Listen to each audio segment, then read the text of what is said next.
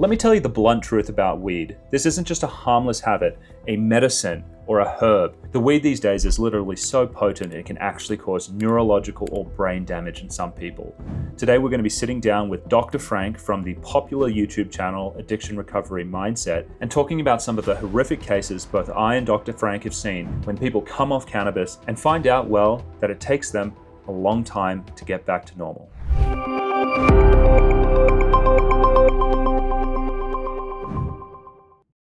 I'm so pleased to welcome Dr. Frank. He's a chiropractor who runs the Addiction Mindset YouTube channel. Big channel. I'm a huge fan of his. He's got, I think, 200,000 subs plus, and he talks about recovery from addiction, and he has a personal story. Dr. Frank has, struggled with, energy drinks, nicotine, cannabis, adult media content. He's able to overcome those addictions, and he spends his time helping people now overcome them. The other thing that's really interesting about Dr. Frank's story is he also has a substance-induced psychosis, which he experiences. And if you've been following this channel, you'll know that I think that cannabis use and substance-induced psychoses are one of the most common ways that people will end up on mood stabilizers and antipsychotics unnecessarily. And so he's going to talk to us about that experience as well. Dr. Frank, thank you so much for coming onto the channel and sharing your story with us. I really appreciate you having me. It's a pleasure to see you again. Yeah. So let's start here.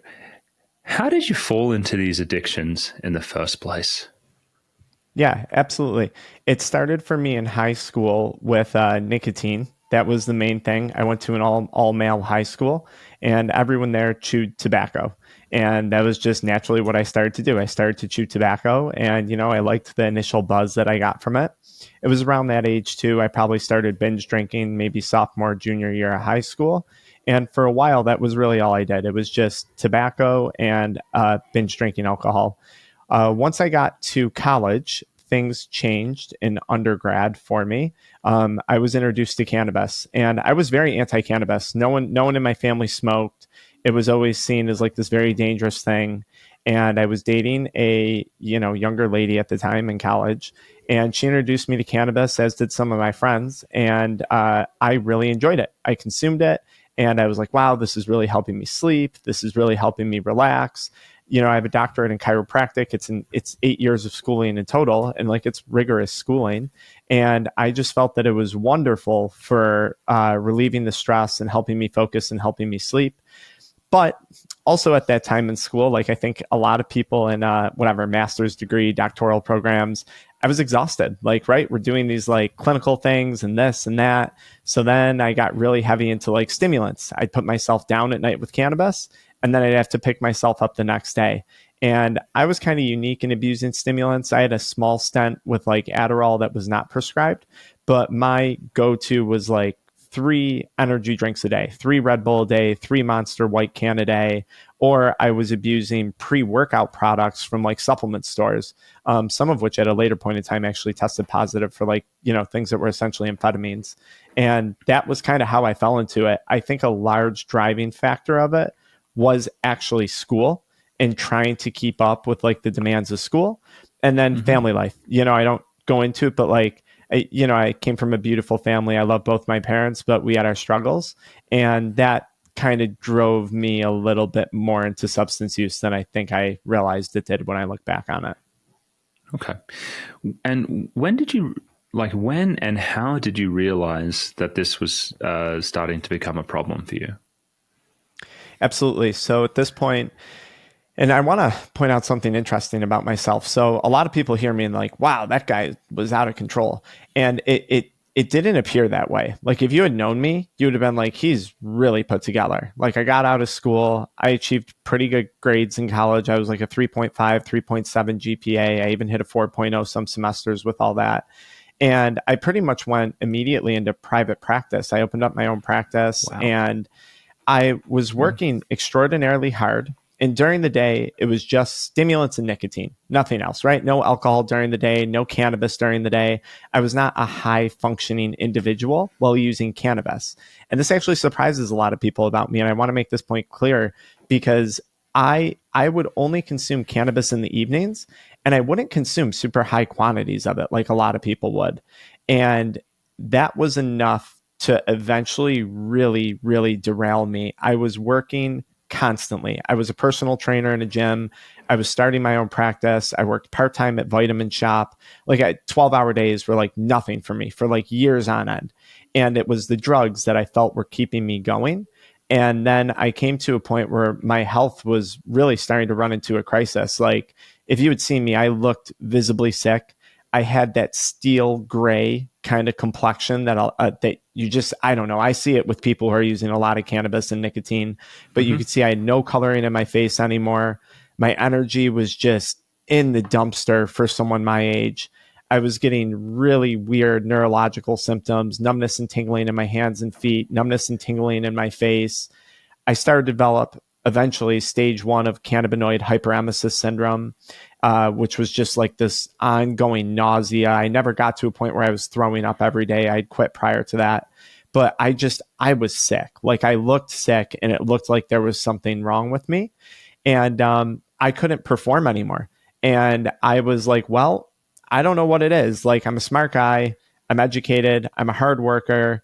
I have a good practice that I'm starting. That wasn't really a problem, but I just couldn't sustain what I was doing.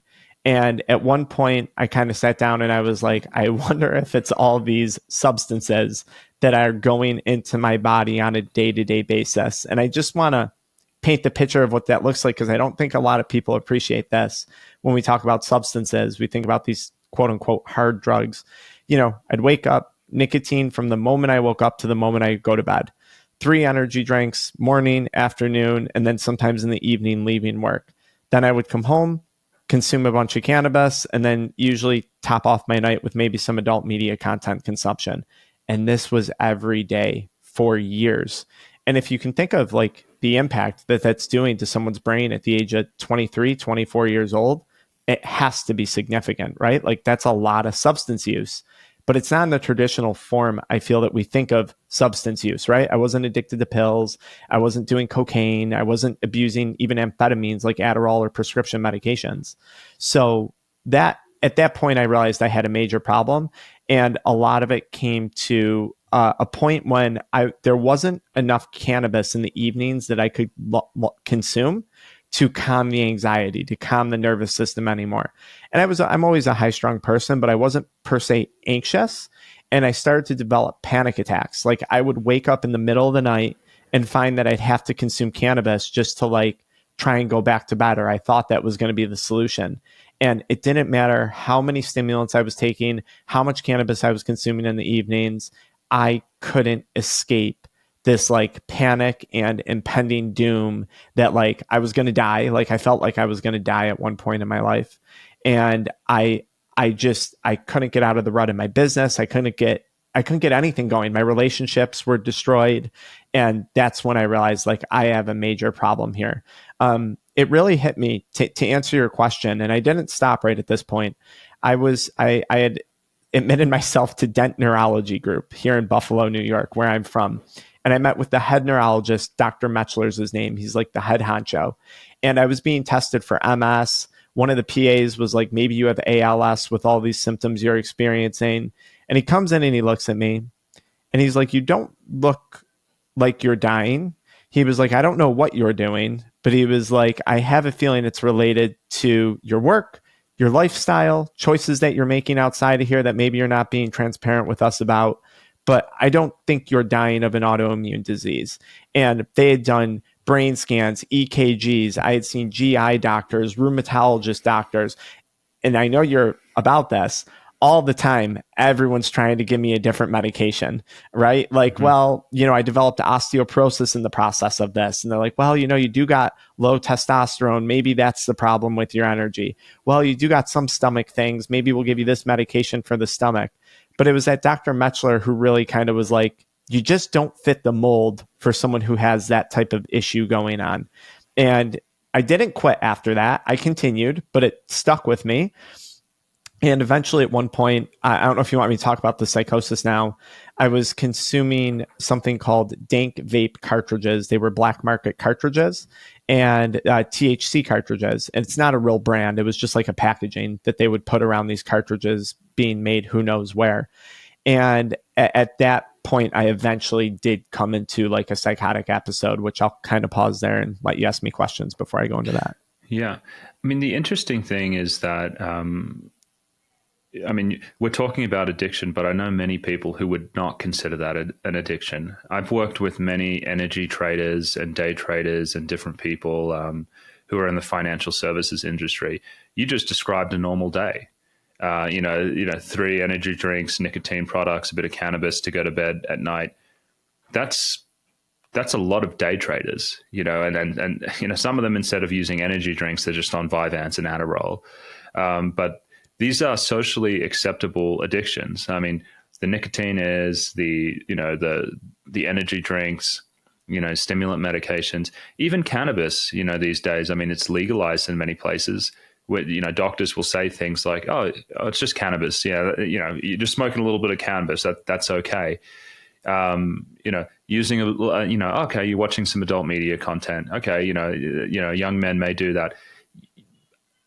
This is not something that I think many people would be overly alarmed by, just given our current culture. But it sounds like it was really messing with your life. It was detrimental. If you looked at my life, I suffered the same consequences anyone else suffering from substance use to really any number of prescription or non-prescription drugs would be suffering. My relationships were damaged. My finances were damaged. My business was damaged. My physical health and mental health were damaged. As far as I'm concerned, maybe with the exception of overdose potential, I had the exact same consequences of substance use as someone on quote unquote hard drugs, or someone who is an alcoholic, right? Like, right. Alcohol, I also consider a drug, for the record, but like, I had those same consequences. If you were looking at me, my life was no different from someone else. And to your point, many times I was told, oh, you have nausea. Oh, a little bit of cannabis. That's good for nausea. Like, that should be helping you. That's weird. It was actually literally that could have killed me. Cannabinoid hyperemesis syndrome. I mean, people have died from that. They would tell us it's not a big deal. Oh, some stimulants. Yeah, we all, as the physician has, a Red Bull, sitting on their desk in the crowd. It's not a problem. That's not a problem.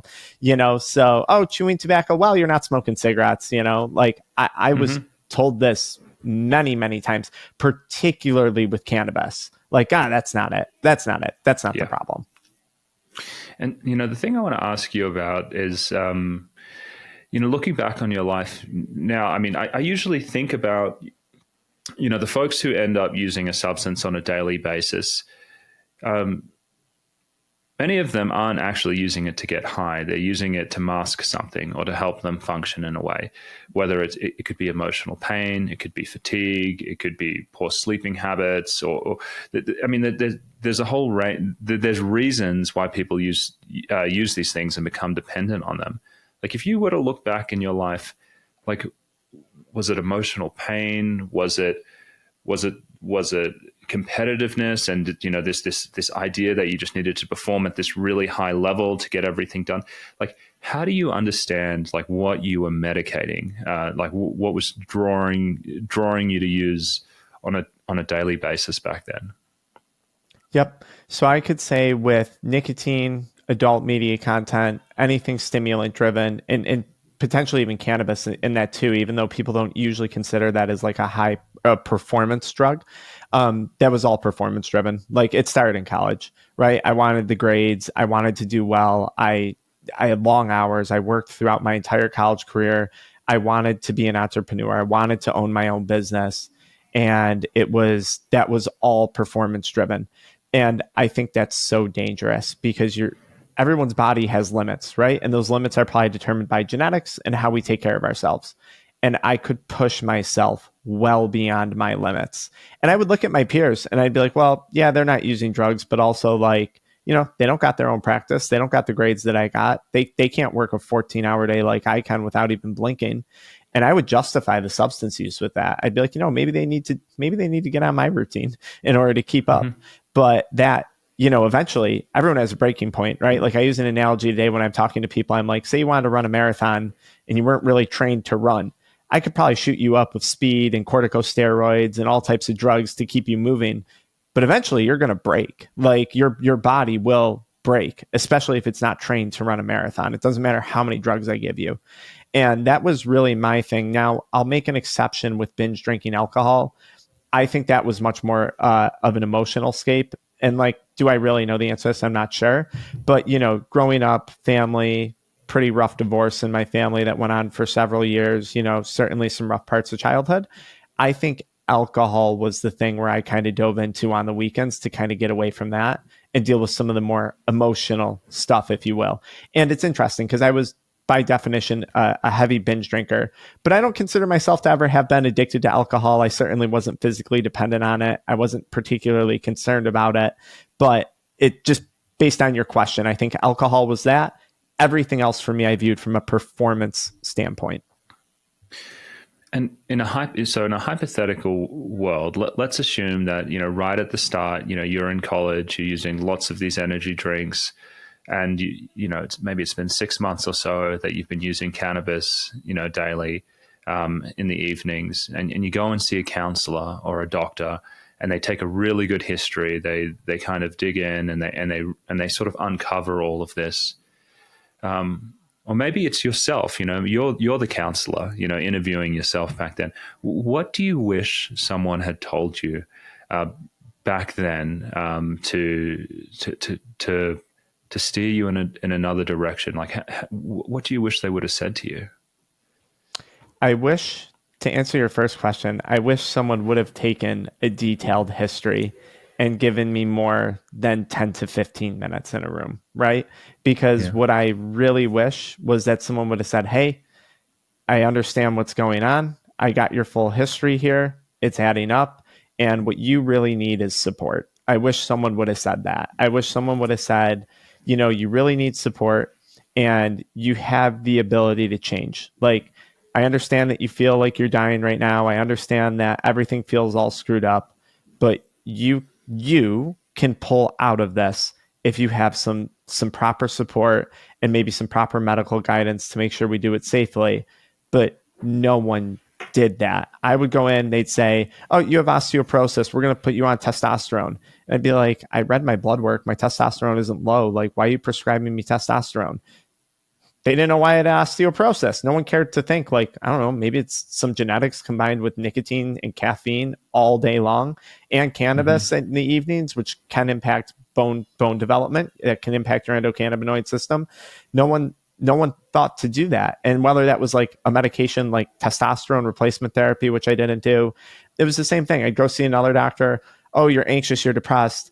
I'm going to give you more drugs. I wish someone would have said, hey, maybe the drugs are the problem here. And to be very clear, like, I'm not anti-drugs. I understand the benefits of prescription drugs. I understand the benefits of illicit drugs.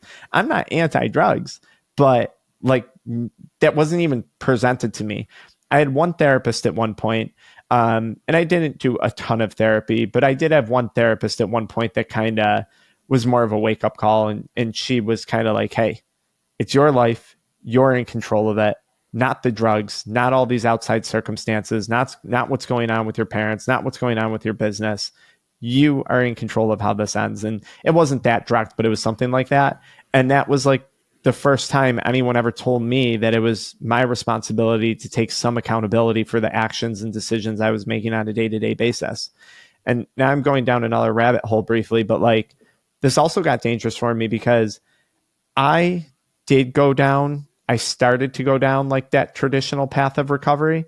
And it wasn't, they'd be like, you're an addict. This is the rest of your life. You're going to fight this forever. And I'd be like, I know, but like, I started a business. I'm super smart. Like, I obviously, like, I don't know if that's me. I don't know. I feel like that. I'm using drugs, in some way, shape, or form throughout most of the day. But really, is that really me? And it was this one therapist that kind of hit me in the face with it. You're not going to change your parents' situations. You want to do better in business. You have to start taking better care of yourself. And you have the ability to improve. All hope is not lost with you. I'm going to support you a little bit, and you're going to start making better decisions. And that for me, like, was a major help, but it took me years to get there. And I want to emphasize something too, like, I'm a smart guy. Like, this is what scares me. I have a medical background. My mother, physical therapist. I have a sister who's a nurse. Like, we're not lay to medical knowledge. And like, I fell into this. And I think a lot of people who are smart, and it's not just medical people are smart. You could be a smart parent. You could be a smart entrepreneur. You could be a smart coworker. It's like, how did I fall into this? Like, I'm smarter than this. How did this happen to me? So that was confusing to me too, I guess. I don't know how I got on that side rant. Well, my story is, I can't remember, but I want to share something because it's very similar. And that, I mean, I'm one of these socially acceptable addicts because if I think about my own story, I started drinking coffee when I was 16. That was really normal, and I'd have energy drinks and I'd binge drink during college. I think some of it was because I was shy, and I had a hard time talking to girls. Like when I was back in college, I think that's where alcohol kind of came into it for me, and I also think because I was bored. I think I was bored a lot of the time, and I'm just like, let's make this less boring. And so there's this kind of whole mix of boredom and anxiety going on there. But when things really got interesting for me was in residency. Still consuming a couple cups of coffee.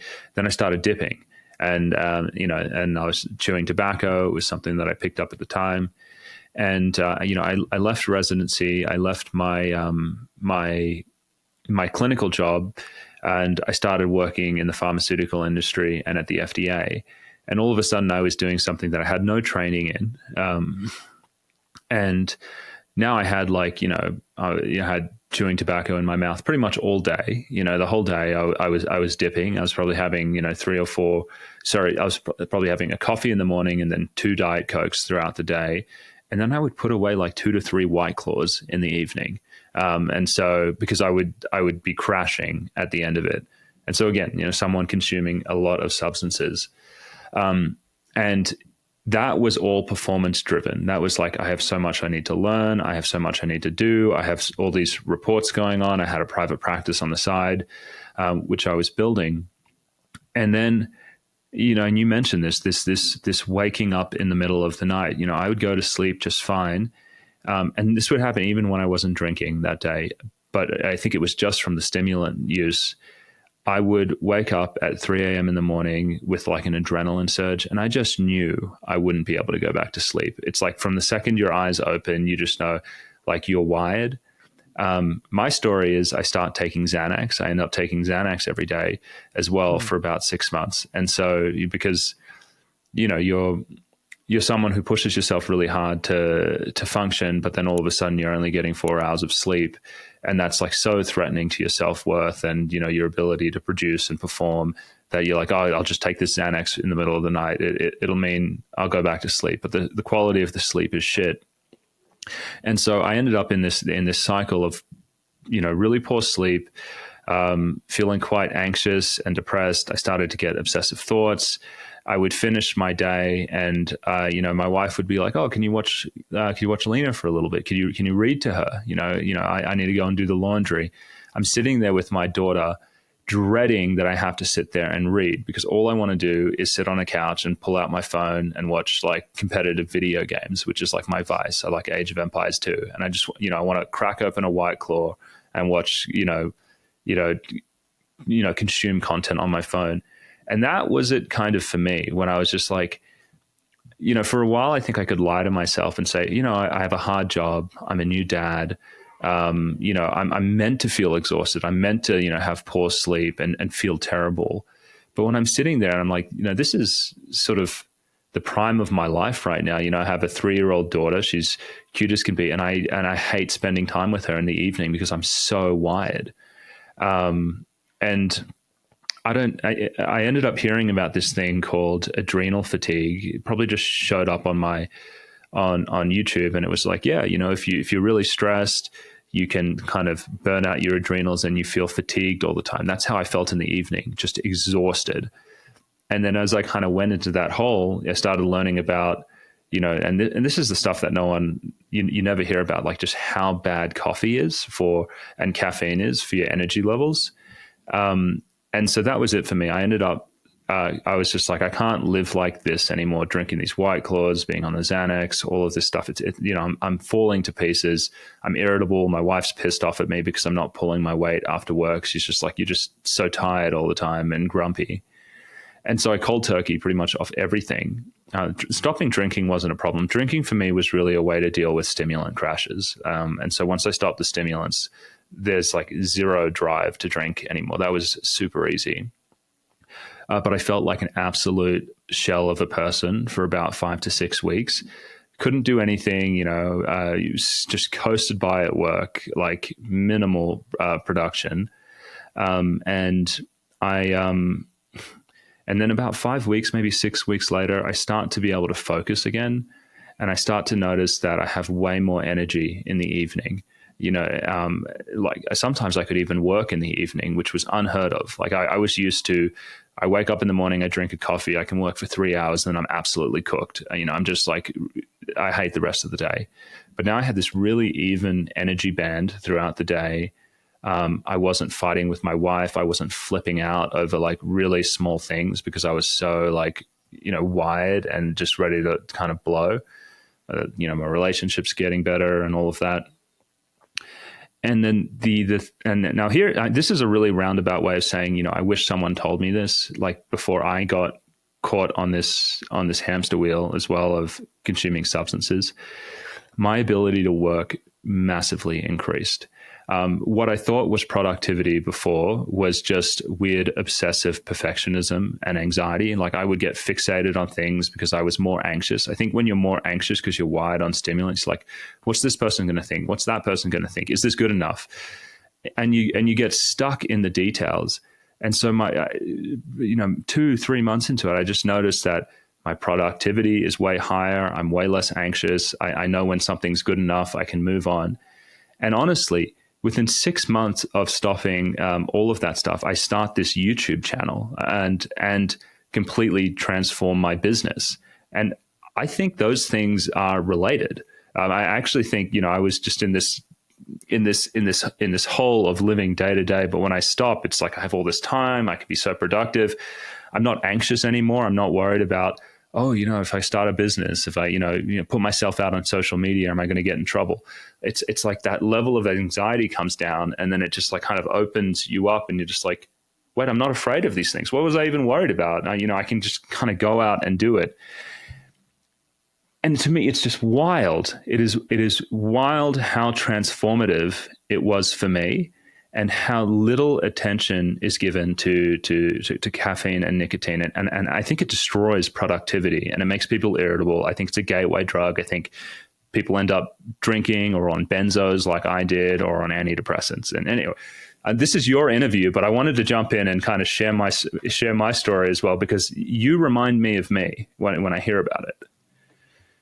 Yes. And it's so lovely having this interview, because there are so many, I'll say I work with tons of medical professionals. People will come online and, I go by Dr. Frank, and they'll be like, you're a chiropractor. Why are you talking about this? Why do you call yourself that? And I'm like, because you don't understand the amount of medical professionals who are too scared to admit that they actually have legitimate problems going on just because of judgment, just like that.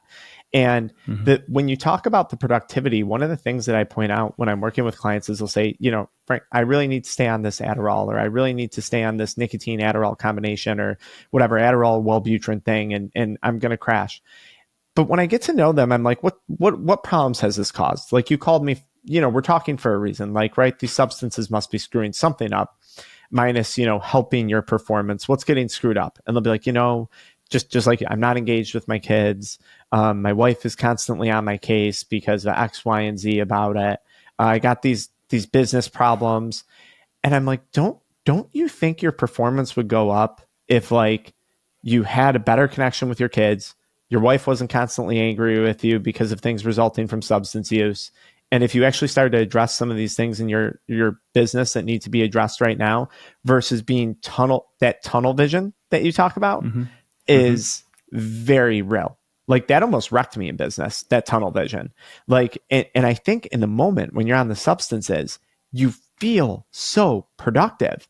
And I often tell clients, it's like, I'm like, it's not true. I don't think it's clinical delusion, but I'm like, this is delusion. This is a delusion created, and this is how I see it, created by the substance in your mind. You take the substance, you're narrow-sighted, and you're missing the bigger picture. You know, you're missing the bigger picture of how all this family stuff is negatively impacting your performance. You're missing the bigger picture of how declining physical health is destroying your performance, right? Like, and I love what you said, and it is so similar to me, and I had no idea any of that about you. So this is fascinating. And this is the story that I hear over and over and over again every single day. There are so many people suffering out there with this, and there are so little resources, right? Because you go somewhere and you're hearing stories of people like, I'm homeless and I would do anything for another drink, you know, short of, you know, some sexual explicit activity that I won't say. And it's like, wait a minute, that wasn't exactly me, but like, I know something's not right about me. You hear those stories a lot, but you don't hear stories like mine and yours spoken of out loud, in my opinion, very often. You know, I hear it all the time behind the scenes, as I'm sure you do too, but you don't hear people talk about this out loud. And that's bad, because then people who have these problems either aren't able to identify it, they're just oblivious and they have no idea what's wrong with them. And you know what, if you don't mind, I'm going to go a step further with that, because I hear this all the time, and I was in this situation. I got to a point where I thought I was screwed. Like, I thought that version of you that you described, that version of me that I described, I was just convinced that was me, right? Like, this is just me. I'm this person that has to do X, Y, and Z to get through the day. I was convinced that my wife was really nasty. That was the thing that was scary to me. You know, like, I'm a doctor. I'm meant to be a psychiatrist, and here I am. Like, oh, my wife is on my case. She's so unreasonable. She's always talking about like how grumpy I am, but she's the one. It's her. She's the one that's you know, riling me up and having these unreasonable expectations. So for me, and this might be kind of embarrassing because I'm a psychiatrist, I was projecting it out onto my wife, and I was fighting with her. And when I came out of it, I had to apologize. I just said, I've been an absolute lunatic for the last couple of years, because it really intensified over, I'd say, probably the 2 years after my daughter was born. Like, that thing, like, just kind of pushed me into it. And we talk about it now, about how transformed I am, how much more mellow and calm and even keeled. And so I couldn't see it in myself. And I just blamed other people. It's, I want to talk about, yes. And I blamed everyone and everything, right? Whether it was my parents, my business, my this, my that. And in that process, I was giving away every ounce of control that I potentially I could have attained, right? Like, I blamed everyone but myself. And I'm not telling people to sit here and beat yourself up, but like, I felt better once I started to take some of the accountability, because I was like, wait, maybe I can fix this. Maybe this is in my control. Maybe there really is a way out. Maybe this version of me that I've become isn't me. And that was exhilarating to start to think that way. And I want to talk about the transformation in your business. Like, I tell people, you can watch my YouTube channel from when I started to where it's at today. You're watching my transformation and evolution from where I once was to where I am today in real time. So when I tell people, like, this transformation is real, and it's a very exciting opportunity that you can experience in quitting substances if we play our cards right. And it happens to people. Like, my energy now, it's really funny. And if you don't mind, I'm just going to share a quick story. Yeah. The last 2 days, it's a miracle I made it to this interview today. Terrible days. Mother was in the hospital with a cancer scare. They had to do a surgery, concerns of infection. We're back I was in the hospital last night at 2 a.m. Okay. And then I had to work this morning at 8 a.m. in my office. Okay. Now, that's not how I operate day to day. I'm usually very well rested and I take good care of myself. I couldn't fathom going through the last 48 hours with substances. And there was a time in my life when I couldn't fathom going through the last 48 hours without substances.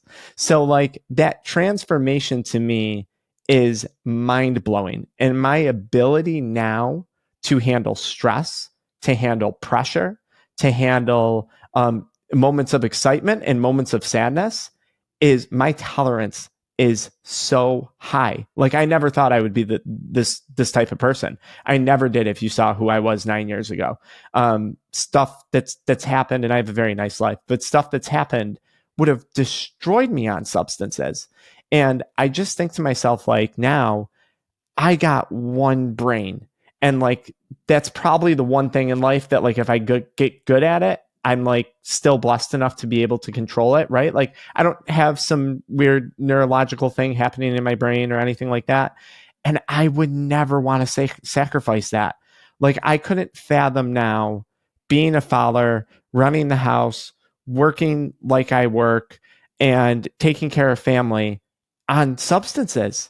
I couldn't, it would fall apart. It'd be unsustainable. But there was a time when I thought the substances was what was responsible for my success. It is so weird. And that transformation that you said is, I think that is something anyone listening to this can get truly excited about. Like you have an opportunity to totally transform. And like I tell people too, I think it's hard to see when you're in that moment. And correct me if I'm wrong, I'd be curious about you. In that moment, when I stopped using those things, I didn't know that my life was going to improve. I just was like, I think I'm going to die if I don't stop. Like, this is horrible. Like, it can't get worse if I stop. I got kind of to that point. Like, at least I didn't think it could get worse. Maybe some part of me thought it would get worse, actually. But, I mean, I had no idea. I hadn't heard stories from people saying my life changed. I came off because I said, I want to read a book with my daughter and not feel like so antsy that I need to get up and like move around. I knew something was off about that. I'll add an anecdote as well. Like May is a really hard month for me because as the days get longer, I know this about myself, I'm really sensitive to daylight. And so it's for most of May, I probably sleep 4 hours every other night. That's just, it's normal. It's something that used to scare me because of productivity, but I just know it will settle down at around June and my circadian rhythm will normalize again. And so that's kind of where I am. 2 days ago, I slept 4 hours. I woke up at 3 a.m. with 4 hours of sleep. I was able to work on like lecture materials and record lectures for 4 hours in the morning. I then started my day at 8 and finished it at 5, seeing patients all day. It was a hard day, but it was totally possible. If that had happened to me when I was using substances, I'm calling the day out. I'm lying in bed. You cannot do it. And the other thing, that I want to say is we have a very arbitrary line between different groups of drugs. Nicotine, caffeine, oh, they're fine. Psych drugs, oh yeah, they're a little bit different. Fine, okay.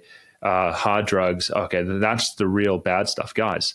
It's all drugs. Like every single one of these categories, it's doing the same thing.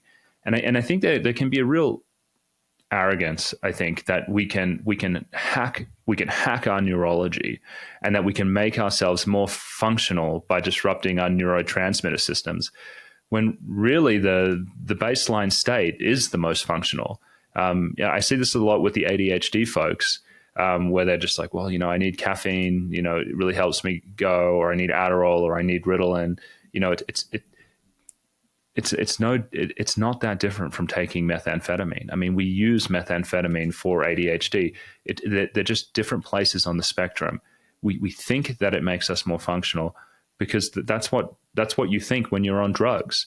And the data that came out recently, this was the New York Times Magazine, it went through all of it. The only thing the ADHD medications do is they make boring, tedious tasks feel more tolerable and interesting. Like when you drink the coffee and you're just like, oh, I'm productive now. It's a trick from your mind, because when they actually look at academic performance over time for people who take ADHD medications, there's no difference at all. And that's why I think most people want to take it. They want their performance to go up, but it's really just making you feel more productive at the time. Yeah, well, I mean, and it's a drug effect. I mean, it's tricking you. Yeah, it's a placebo. There's a psychological effect, but it's the effect of being on drugs, and then also not and losing the self awareness that you have when your brain is firing on all cylinders. And your brain's firing also on all cylinders when it's sober, and you're medically healthy, and you're looking after your diet. And you're doing all that's when it's firing on all cylinders. That's when you're the most introspective. You're the most able to be like, oh, actually, I'm the asshole. It's not my wife that's the asshole. It's me. And you need to kind of, and that's why sobriety from all substances can all of a sudden you start doing better in all areas of your life because you're just accessing more parts of your brain that have been kind of shut down. You said something in this. You said baseline is the most functional or the most optimal. And I had to learn what my baseline was. And then I had to learn to make that work for me. You just gave a beautiful example. May, your sleep gets screwed up because your circadian rhythm. It sounds like you've figured out a way to make that work for you, right? You just placate to that. You work your schedule around that and you make it happen. And I just relayed that so much because if you don't know what your baseline is, how do you even know, one, what you have to improve? If you don't even know what your actual baseline is, how do you even know what you're going to work on improving? And two, if you don't have a baseline, how do you take your attributes and make them work in your business, in your family, in your personal, whatever, in anything? That baseline is... And I think most people's baselines are way higher than they think it is. But, I want to ask you a question. Do you think we're told too much? Because you just said this about sleep and you were like, look, it's screwed up, but it kind of is what it is. I've learned how to manage it, right? It's not great, but I've learned how to live with it. Don't you think there'd be a lot of physicians that would hear you say that and be like, you got to get on Ambien. You can't do that. You should be taking a sleeping medication. That's not okay. Or and we see the same thing, right? Young adult male says he can't focus in school, quite frankly, because it is boring. I work in a lot of the schools. And, they're like, hey, whoa, you should be able to focus for 8 hours a day, 5 days a week, young man. You have ADHD. Young girl I was working with in a high school recently, terrible situation, pregnancy, disaster, things going on in her life. She goes to get help and they're like, oh, you shouldn't be feeling that way. You're bipolar. She's going to be put on bipolar medications for the rest of her life now. She's not bipolar. She just went through a horrific event in her life. She needs support, and she, unfortunately, not, her family's kind of supporting, but not really, tough family environment. But do you think that happens? And then do you think people then identify as that, oh, it's abnormal that and I'm not encouraging sleeping 4 hours at night, right? I think me and you both agree sleep is very important. But do you think people fall into that then, that mindset of, oh, I'm screwed, I'm effed up, and then this, and I'm not blaming all doctors here, but this doctor just confirmed that for me. I'm screwed. I'm a really depressed person. My sleep is abnormal, and Ambien's the solution. It's not fixing the problems with my wife and my kids and my business and all the things that are keeping me up at night. It's this pill. It was a deficiency of Ambien that was wrong. Do you think that's a real problem? Well, so I know, insomnia can be demoralizing. I have a hard time with insomnia, especially if it'll go on for a couple days. The problem with it is that the drugs aren't the solution. I mean, how could it ever be a solution to get on something that you develop a tolerance to, that leaves you feeling hungover, that causes cognitive impairment? You just have to think about, what it means long term. You're going to need higher and higher doses over time. It's not real sleep. There's less REM sleep in there. There's less, there's more light levels of sleep. And so it's not restorative. It's not healthy for you. And so the only way to I think, I mean, you have to deal with it, ideally by fixing things in your life. I think most of the people who have problems with sleep, they're having them, one, because they're overusing stimulants, which people have been told for their entire life is normal, even though all of the randomized controlled trials I've seen on caffeine and nicotine, it increases anxiety. It increases anxiety. It decreases the number of minutes you sleep, especially if you use it after 10 a.m. in the morning and you have more than one cup. What is the cumulative effect of losing half an hour of sleep every single day? It's bad. I also think that the way our society is set up, isn't helpful either. I think some people, they have to get up early in the morning to go to work and to school. That's not great. There's some school systems where like the high school starts at 7:30. Are you kidding me? For like a teenager, these kids naturally sleep in until like 8, 9 o'clock, and so you're pushing them into school early. They're underslept, and then you're telling them they have ADHD when they can't sleep. So I feel for the people out there who are having insomnia problems. I know it's demoralizing, but sleeping pills are not the answer. They will make you worse in the long run, 100%. It'll feel great for a little bit because you can just take it and turn off, but it would be better off to essentially just be a light sleeper, someone that gets like 5 to 6 hours a night, than to go down the path of getting on these things. And usually your body will just put you to sleep if you haven't been sleeping that much eventually. So I want to follow up over on the topic of sleep, because I think this is what led to my state of like psychosis when it occurred. Cannabis, from everything I understand, well, I know this in my own experience, I did not dream. I did not have REM sleep anymore. Okay. My sleep was trash. And yes, I was using stimulants throughout the day and all the other stuff. And I remember seeing a podcast clip once of someone talking about sleeping medications. What's his name? Dr. Brian Walker or something. He wrote like a whole book on sleep. I can't remember. But anyways, he was like a sleep expert. That was his thing. And he said, look, if you have someone who's drinking alcohol constantly, eventually their brain is going to starve for REM sleep.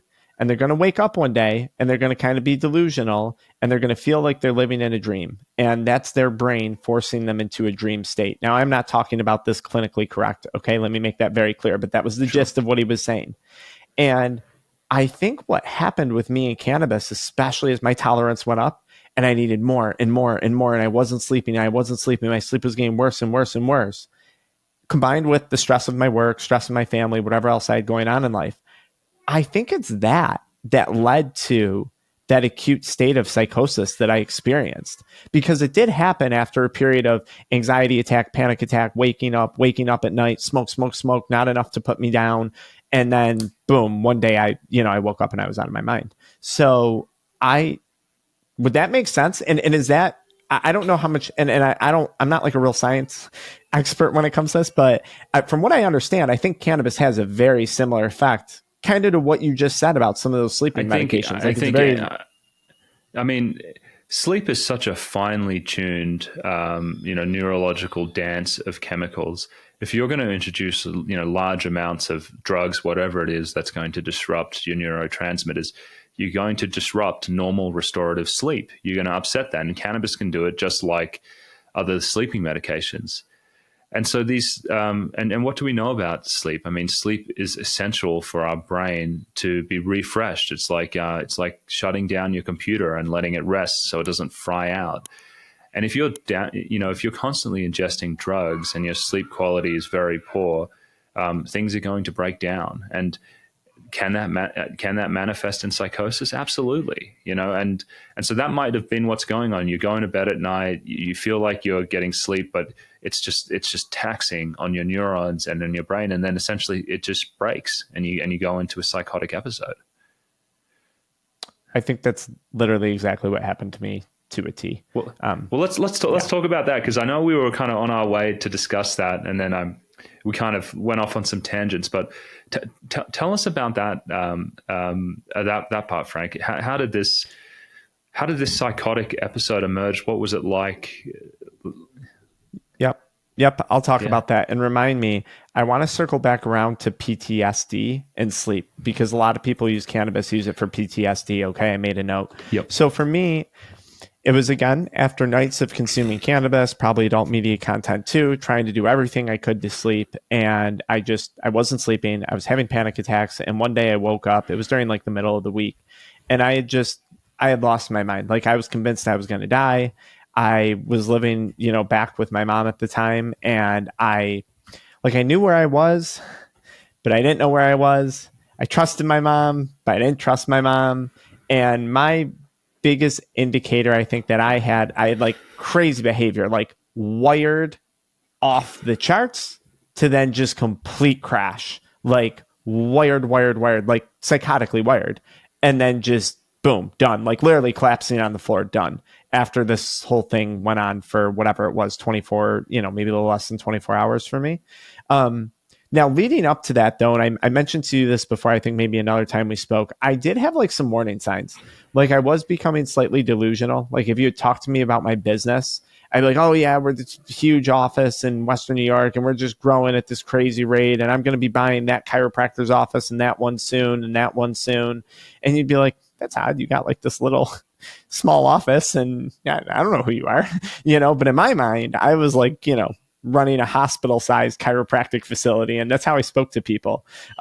So that was odd. I think I had the delusions, I had the grandeur, like the grandiose type behavior about myself.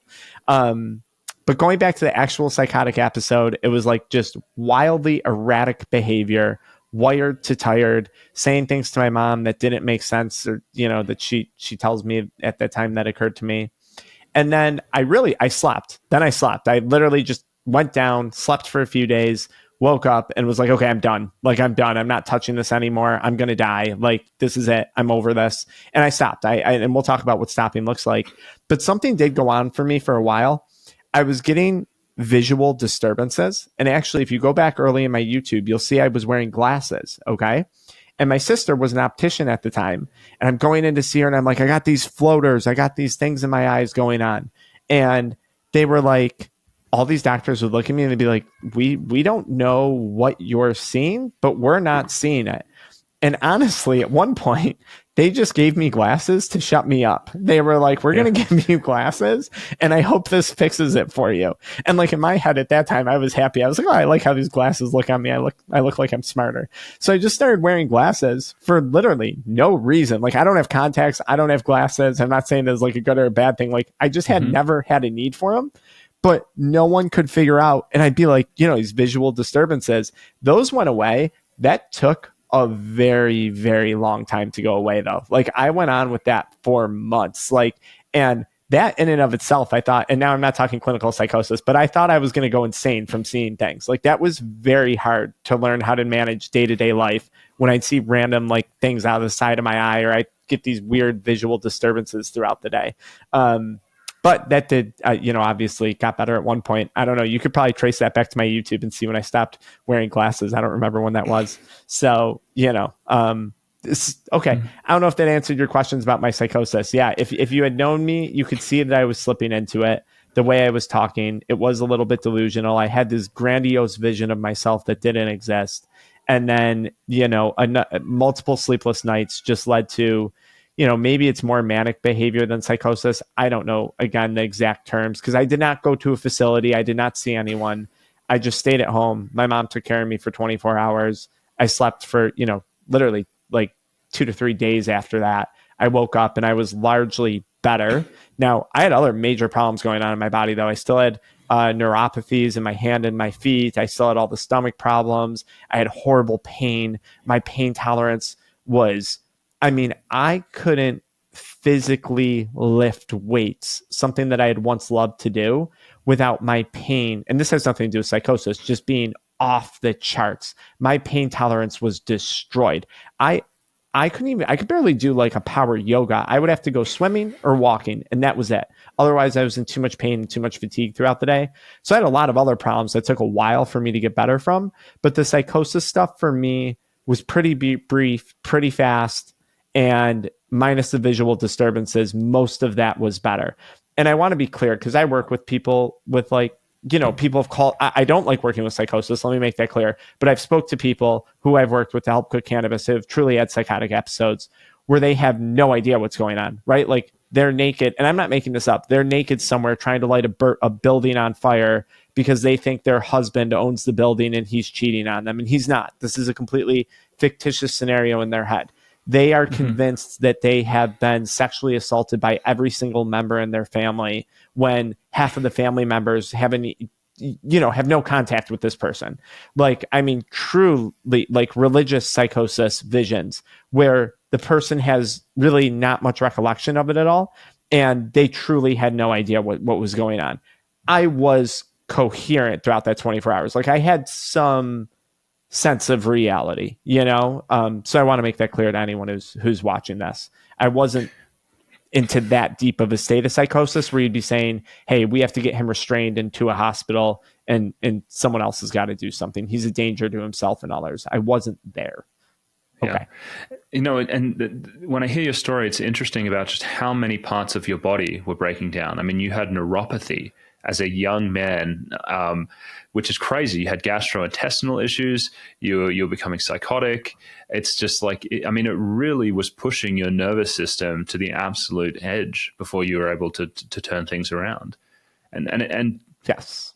And many people miss this. This will happen to them. They'll go psychotic, and they still won't draw the link between it because society has condoned the use of these substances. But I just thought that was just remarkable. I mean, just the toll it was taking on you. Yeah, I often say it looked like I had an autoimmune disease. That's what they thought was wrong with me. They thought I had some rare, complex autoimmune disorder, and that's why I was seeing the best of the best specialists for autoimmune related neurological disorders. Looking back, I think it's obvious. It was my nervous system was pushed to its brink. Stimulants all day long, nicotine all day long in the form of salt nicotine vapes, disposable vapes, chewing tobacco all day. That was all day long for me.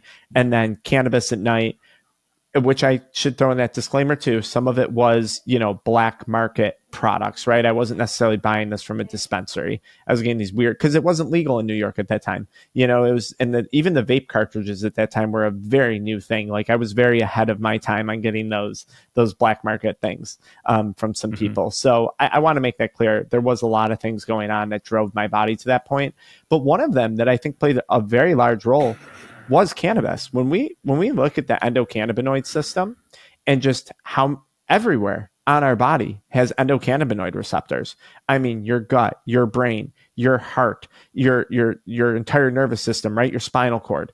So to me, although I had all that other stuff and now having had worked with so many people who have just been struggling with cannabis substance use, they have a very similar story to mine.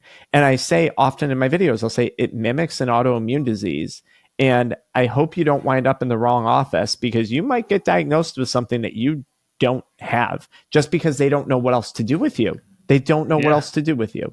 So I almost fell into that. I was like this close. Like I said, I was getting nerve studies on my arms and my legs. No one knew. You got out with a pair of glasses. That's pretty light. I got so lucky. I count and this is why I'm so passionate about doing this, right? Like I know that the road that this can lead down for people, and I got so lucky.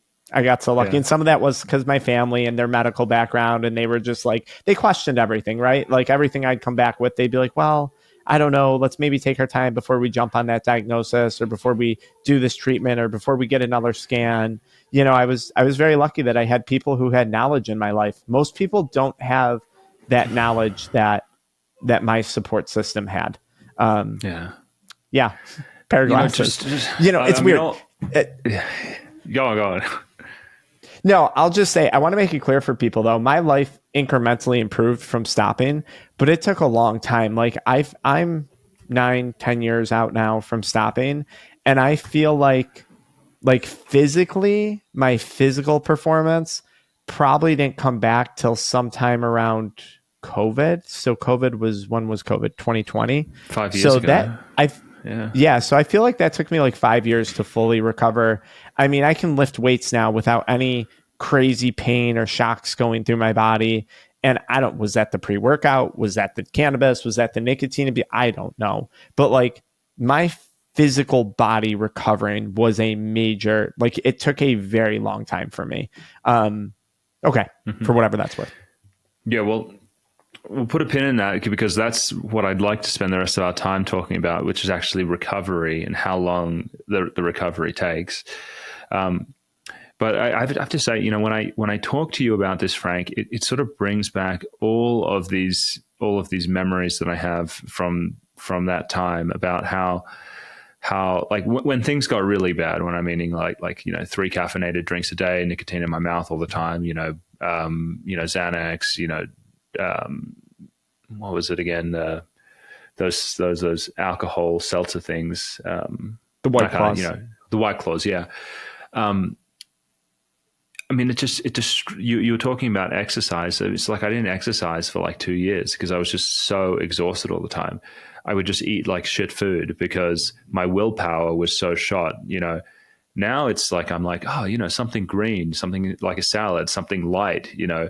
Um, and I feel like this is like a stimulant thing. I mean, it probably happens with other drugs, but just these crashes from the stimulants, whether it turns up in, yeah, I can't work out, that's too hard, or oh, I'm so wired, I need to watch, adult, pornographic material or something like that because I need to take the edge off, or I need to go and grab like a Domino's pizza because I need the carbohydrates to soothe me. It's so it gets in you in a way where you cannot realize that it's happening, and it starts to feel like normal life. But it's not, and that's why these things are so insidious. Like just all these different areas. I mean, you might stop reading. I wonder if this happens to people. I'm crashing at the end of the day. I'm not going to sit here and read this book. I'm going to sit here and watch, video games on my phone or something like that. It's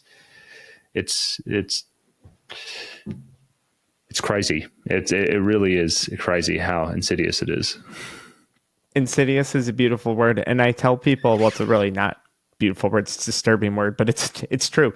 And this insidious thing, it starts to spill into every aspect of a person's life, and sometimes they don't even realize it. They don't even realize how much it's creeping in. Yeah. Okay. Well, let's shift gears now, Frank. You help lots of people come with their recovery, and you touched briefly on your own recovery from it. But what can people expect coming off stimulants and cannabis? Like, what does that journey to sobriety look like for people? I do believe it's very different for everyone, just based on what they have going on in their life, right? I'm working with a young kid, super healthy in his 20s, no family stress, no work stress, doesn't have bills, doesn't have a job to support. It might be a little easier for him in some regards, right? Because there's not all these other outside factors kind of putting pressure on his brain. I'm working with, a physician who's 43 years old, who has 4 or 5 kids, relationship problems, maybe some private practice business problems and things he's facing. Might be a little harder. They got a lot of outside pressure on them at the same time as they're having to go now through detox and withdrawal and all that stuff. So I'll say that first. I think it varies from person to person. And I've worked with people who have quit cannabis who have worked with me, and they're like, that was easy. Like, I don't even know if I need to work with you. And I'm like, great. I'm glad that it was as easy as it was. I've worked with people where we're 120 days into quitting and they are struggling, like GI problems, fatigue problems, body pain problems, anhedonia, crazy anhedonia, right? And that scares me. I don't like managing that stuff. That's not my thing, right? Like suicidal behavior, that's not what I do. Unfortunately, I come across it, but so I just see such a variance. The autoimmune thing is very common. Like I see that where a lot of people coming off are convinced that their brain or their body has some other disease going on. And they're just so convinced as they're going through withdrawal and detox that there's something else. And I'm never, to be clear too, this is super important. I am not ignorant to that there could be something else going on. And I do feel a lot of people are ignorant to that. A lot of times I'll see them just chuck it up to other professionals in this space. Will just say, well, it's because you're detoxing, going through withdrawal. This is what it is. When it's like, oh no, this person actually, they do have another problem that needs to be addressed. Like a true story of self-medicating, right? I don't say that all the time, but yeah, I think that autoimmune thing that I described, just like a bag of mixed symptoms, right? Some people come off and I asked you about PTSD. I'll give you a great example of a client. So this person has PTSD, terrible PTSD from relationships. This person's coming off of cannabis and the insomnia is horrible, right? Even though they weren't getting quality sleep on cannabis, at least their head would hit the pillow. And I'm concerned because I know in a few days, there's going to be a psychotic break coming if this person doesn't get their head to a pillow. So, okay, they're coming off of this substance. The insomnia is really bad. They got really bad PTSD. And, I start talking to them about they also have horrible back pain, like horrible back pain that was never properly addressed. So now I'm like, what is keeping you up at night? Is it the weed withdrawal and the insomnia and the REM rebound? Is it your back pain?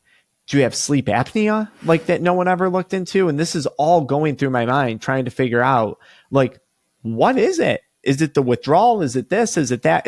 In his case, it turned out to be a combination of really horrible spinal stenosis combined with sleep apnea, and the fact that he was now going through cannabis withdrawal, which withdrawal and insomnia is a very common trait amongst, I think, a number of substances. Correct me if I'm wrong, but right, like that's a hallmark sign of withdrawal for people.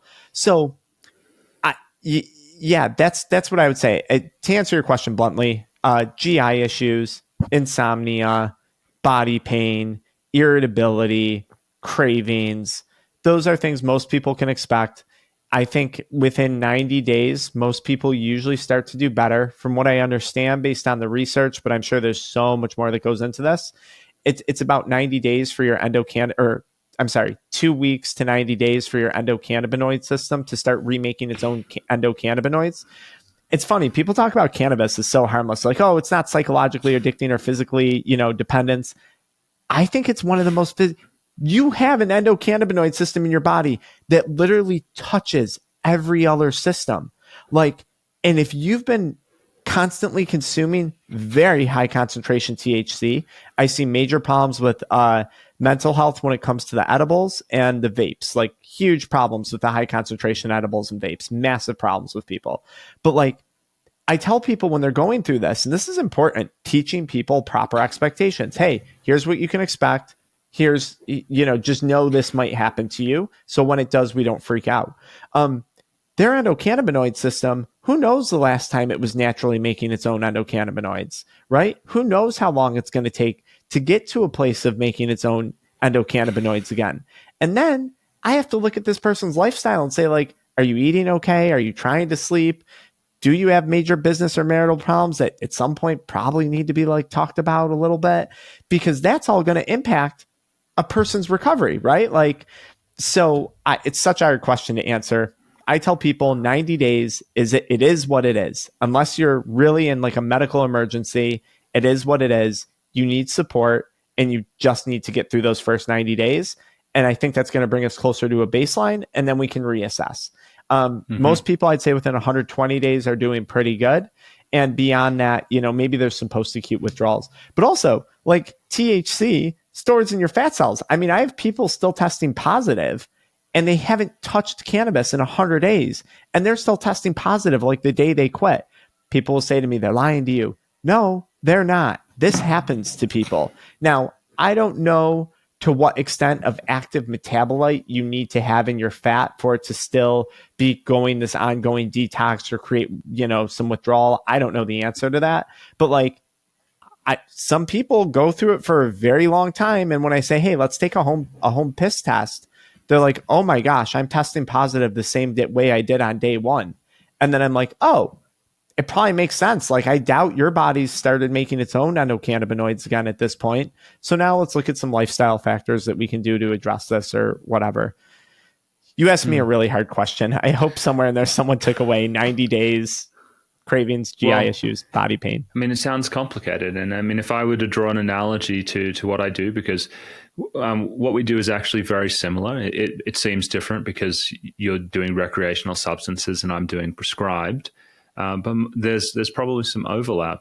And so, I mean, so when I'm helping someone come off benzos and antidepressants, if this person is healthy, like, their life is in order, they don't have global neurological dysfunction, like stomach problems, neuropathy, all of the signs that they've actually sustained nervous system damage, I can quite confidently tell them, if we just go about this taper slow and steady, your life is going to be the same. In fact, you might actually start to feel gradually better during the taper as we remove the drug, and that it's going to be smooth sailing. Some of these pharmaceuticals, though, it can take people, even healthy people, about a year, maybe like 18 months-ish to come off them because these are like designer drugs. These aren't, well, maybe you have this problem with the THC concentrates, but the SSRIs, I mean, they are like targeted for that receptor and they just like nuke it.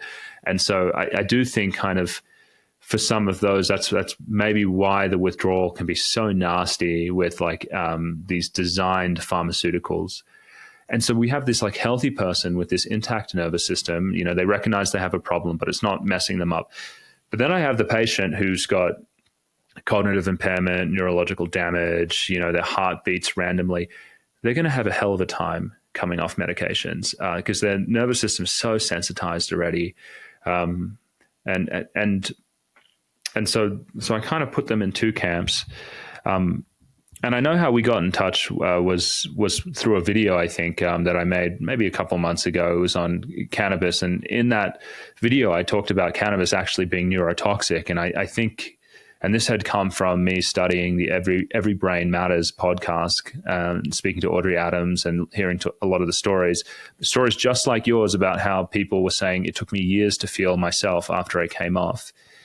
And I wonder if you're seeing, you know, the same thing, that like when you get some people who do have, you know, these signs of neurological, you know, damage or disruption from the medication, I imagine those would be, if the analogy holds with what I'm seeing, I imagine those would be the ones where maybe it's going to take longer than 120 days for you to feel back to yourself, because there's actually, it's not just withdrawal you're going through, you're getting a toxin out, then you're waiting for your neurons to like actually heal over time. Absolutely. When I work with people, we have two programs. One's 3 months, one is a year, right? And then I make a recommendation to a person based on where I think they're at, right? I'd say a majority of people I work with are in the 3 months. And I'll say this, you just said something so important for people. You said there's the detox and then there's the withdrawal. And I think a lot of times this gets kind of grouped together, right? Like, and it's not necessarily, right? Because withdrawal is the neurochemistry rebalancing in many cases. And the detox is that drug physically purging from your body. That's my general overview on it. There's more to it, but that's my blanket statement on it. And I tell people like, yeah, we might get through detox, but your neurochemistry is going to take a while because you've suffered some degree of literally neurological damage, like you said, in the gut, the brain, whatever. And another reason I tell people a year sometimes, and I really feel strongly about this, is because I believe, and I'm going to talk about this more from a perspective of withdrawal and recovery, it's my opinion that it takes about a year to go through a majority of life's experiences. So in a year's time, I'm going to go to a funeral, I'm going to go to a birthday. I'm going to experience winter and I'm going to experience summer. I'm going to, you know, have a moment where I'm loving my wife and we're on a vacation, and we're going to have a moment where we're screaming at each other over something. We don't really yell at each other that much, but you get what I'm saying. I'm going to go through all these different life experiences. And I tell people, like, because sometimes they'll contact me, especially in like our year program, they'll be like, hey, I don't understand. I was doing great for 6 months, but I feel like kind of off. Like, I don't know what's going on. What happened? And it's just a dumb example, but they're like, oh, it's winter. Hey, you were out golfing every day since you quit and doing all this fun activity outside. And now it's the dead of winter, right? And you aren't feeling so hot. And this is your first time going through winter, not smoking weed, watching movies on the couch, you know, doing these things. So I think a year is like a really safe number. I think a year is really safe. Like anyone I've known within a year, they're pretty much good. Like I said, maybe there's some lingering physical weird stuff if they had a lot of damage like I had. But I think for most people, a year is a safe bet. Most people that I work with, though, usually within 3 months, we're in a pretty positive direction. It's not necessarily because I'm working with them. It's just because, you know, they're recovering at that rate of 3 months. So, yeah, that year is very, it's so funny when you're talking about the SSRIs, though, because I think that high concentrated THC is doing something similar. I think it's doing something weird. Something weird is going on. Something not good.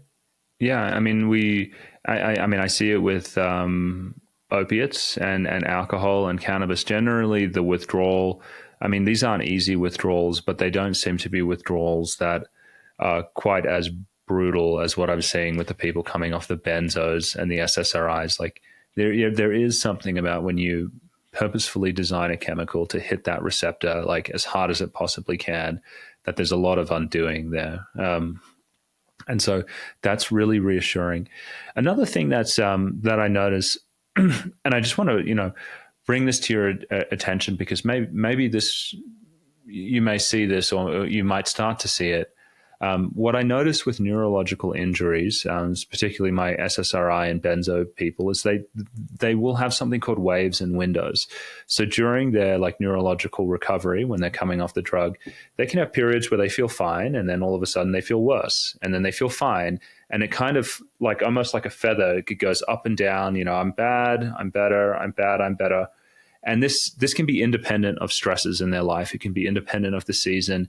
It just seems to be this pattern that I notice with brain injury recovery, where like there's this ebb and flow. And I tell people, don't be discouraged if you have a slight uptick in symptoms, because that's the pattern that we're seeing a lot. Gradually over time, those upticks will lessen, and you'll have more time just feeling good until you completely just feel well all the time. And it might just be another vista, another perspective for you, that you may see, or you might not see it, because this might just be pharmaceuticals. But I see this kind of up down pattern happen a fair amount. Yeah, that's something I'll pay attention to, and I really loved your analogy of waves and windows. That's a good description. I could say, just thinking about it, I do think I see that, probably just not for the duration of time that you see that happening with someone coming off of SSRIs. And I can't even make that comparison, because that's like SSRIs and benzos. Like, I don't touch that. Like, when people contact me, I'm like, you gotta, like, I can help you with the mindset stuff, but I'm like, as far as tapering and doing all that, I don't involve myself in that. But yeah, now that you mention it, yes, I think I just see those waves and windows occurring over a shorter duration than you probably do. That would be my guess. And so shifting gears now, just practical information for someone.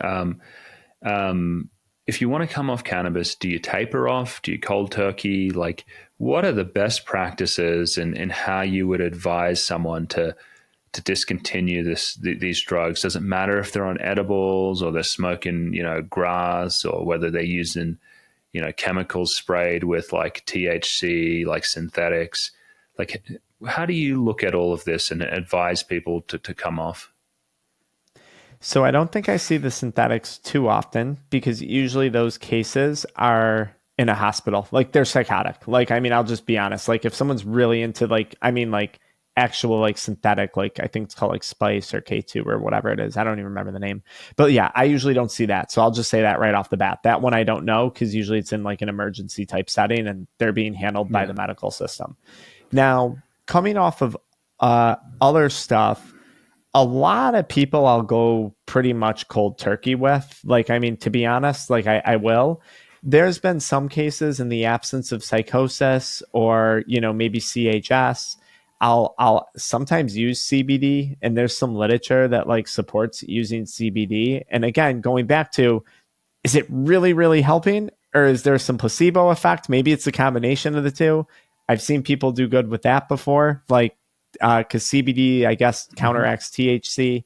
So in some cases, if I am tapering with a person, I'll do that. But so this is interesting that you asked me this. I really try and decide that with the person. A lot of people talking to me, like, they know they're going to quit, but there's something in their head blocking them. Like, someone talking to me knows they're capable of it. They're not like, right. Like, I don't know. So let me say like benzos. Like, if I was really addicted, maybe with good reason, I would be scared to dose that down on my own. Right. Cause it could, I think, have very negative consequences if I'm correct. Right. Yes. It's like alcohol. It can kill you. You can have a seizure and die. It's nasty stuff to stop. It's nasty stuff, right? Cannabis, I don't think there's any evidence to support, or nicotine, that can happen. Now, if we come off too abruptly, this is what I'll look out for. If they're getting like really crazy irregular heart problems, or they stop and they're constipated for like 4 or 5 days now and they haven't had a bowel movement in days, or the insomnia is so bad and we haven't really had an opportunity to work on solving that. Those are the cases where I might recommend tapering. But like, before I do that, there's like a lot of conversation about the mindset surrounding substance use, convincing someone that they are in fact capable of tapering, right? Because I'll say taper to someone, they'll be like, I can't. If I have 1 joint, I'm going to have 100 joints. And I'll just be like, why? Let's talk about that. Like, does it have to be that way? And yeah, so That's been my thing. I mean, I've done other things too. Like, this is just so out of left field, and I know I'm going to get roasted for some of this, which is so weird from a guy that helps people quit nicotine. I've seen stuff online about people using nicotine patches for health benefits. I'm sure you've seen this. You're on social media, right? It's a popular topic right now. I've successfully helped some people mitigate some of the fatigue and stuff with like a nicotine patch and like very low milligram, very, very low, short amount of time. And they felt that that helped them. Now, again, to your point, though, that we talked about earlier, did it really help? Is a drug really solving that problem? Probably not. I mean, how does nicotine relate to the endocannabinoid system? I don't know. I don't even know if there's research on that. I've just kind of seen that work for some people. Sometimes it's enough of a psychological boost, I think. Like, okay, I got this. I can take on the day today. And then, when I tell them, like, after a week or two, I'm like, hey, just so you know, nicotine's like a really weak drug. It's only in your system for like 3 or 4 days, by the way. And they're like, what do you mean? I feel like Superman. I'm like, it's because you are Superman. You're coming off drugs successfully. I just had to give you a little extra push, a less harmful push to get there. So most people, sorry, this was such a winded answer. Most people are pretty much coming off cold turkey with me, with the exception of extreme physical disruption, heart rate, GI problems, crazy insomnia that I'm worried about. In those cases, I'm going to taper. Whether it's edibles, bongs, vapes, quite frankly, it doesn't matter to me. I haven't seen like a huge difference. The only thing that I've seen a big difference, which again is not really usually the person calling me, they're usually in the hospital, is with these other variants of THC, Delta 8 THC, Delta 10 THC, THC acetate, THCO. Those, I mean, they're in a sense, I think they are considered like, they're not true like synthetic cannabis, but they're kind of like synthetic. From what I understand, I don't know the production of all that. They also have sprayed packs now where they're just spraying terps and like things on these cannabises. Again, those people are usually in a hospital, but that I have done some tapering before in the cases that I come across those people, because when they just stop, I almost worry about that triggering a psychotic episode because of the withdrawal and stuff that they go through. So I have tapered people off of some of those variants just because when I'd see people stop those just outright, they would just snap, like just overnight. They'd become like totally a different person in a really bad way. So again, really complicated question you asked me, and probably because there's not a lot of literature on this space, Well, I think. But yeah, did I answer your question in there? Was I clear on that at all? And if I could recap it, I just to make sure that I've understood it. I mean, it sounds like you can stop at least the natural and the lower concentration THC products, which the majority of people use. You can cold turkey them if the person feels comfortable doing that. If they're a bit more wary, you can follow their lead and you can go gradually. If they do say they want a cold turkey, if you start to notice a lot of very distressing symptoms, things such as severe insomnia and problems like that, then you might say, hey, we're going too quickly. Let's reintroduce some of it at a lower amount just to make sure that, we keep you out of the hospital. So that's what I gathered about the normal things. And then, when we're going to the high potency synthetic stuff, just like with the SSRIs or the benzos, when we have high, just like that one chemical THC, in super high concentrations designed to just pound that system, you are noticing more withdrawal. And perhaps, and there's no research on this, but perhaps just based on what you've been seeing, if you're coming off those, a taper might be advisable, kind of moving down slower. Yeah. Yes. Yeah. Yep. Or yeah. And that would be interesting. Or maybe even, you come or you replace it with something more natural and then you come down off the natural product. That I think perhaps that could be another option. And that's kind of what I was getting at without being too left field. But now that you opened up this question, so like, again, let's take nicotine out of it. But I did mention that, which by the way, I help people stop using nicotine. So that's going to confuse people. But something more natural. That's where like a high quality CBD, maybe super low THC, higher ratio CBD might be beneficial. And I've seen that be beneficial for people. Maybe we can try it with some supplements. I'm a big fan of KSM 66 ashwagandha in most cases. Maybe that can help a person. Maybe it is medication. Maybe this person I'm really advising a more medical detox, and they're doing like a Wellbutrin or something. Now, again, I don't think the physician has a great idea either. I think they're just trying to look and say like, well, should we use Wellbutrin? I don't know. We used it to help this guy quit cigarettes. Maybe we'll give it to this guy to quit cannabis. So I don't know that they have like a perfect answer either when I'm referring people to like a medical detox. But yeah, I've seen all those things. And my thing is, I'm just trying to figure out, like, is there something we could taper with that's less harm? Like, how could we do less harm here? And that's kind of where my head goes. Whether it's supplements, I can't give prescriptions, but I can advise someone to go seek care when it comes to prescription medications. You know, that's kind of where my head goes to when it's tapering. So, yes. And just like, but, you know, I'm always so focused on, like, where's the lifestyle at? And I don't overwhelm people like, hey, we got to redo all your nutrition and fitness and stress management. No. But I just try and take that into consideration. Like, you know, we're probably going to have a more successful taper or quit if your lifestyle's in check. If it's not, probably not going to be it's probably going to be a little rougher. So, well, I mean, yeah, you're right. And a lot of this lifestyle stuff, I imagine you're talking to people before they even come off, where it's like, I mean, because this is the same with the psychiatric meds. Why are you using them in the first place? You know, how's things in your relationship? How are things at work? How's your physical health? Are you using all these other substances?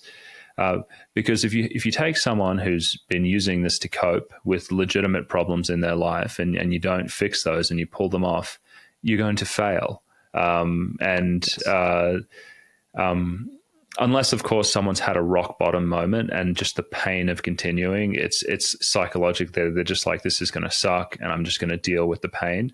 I think that can happen as well for some people. But ideally, you know, once you help them through that, the issue that was driving it, then you're right. Yeah. You know, with diet, you know, walking, you know, all that kind of stuff, then they'll be they'll feel psychologically better, because those are the things that just make humans feel better and they'll tolerate it better.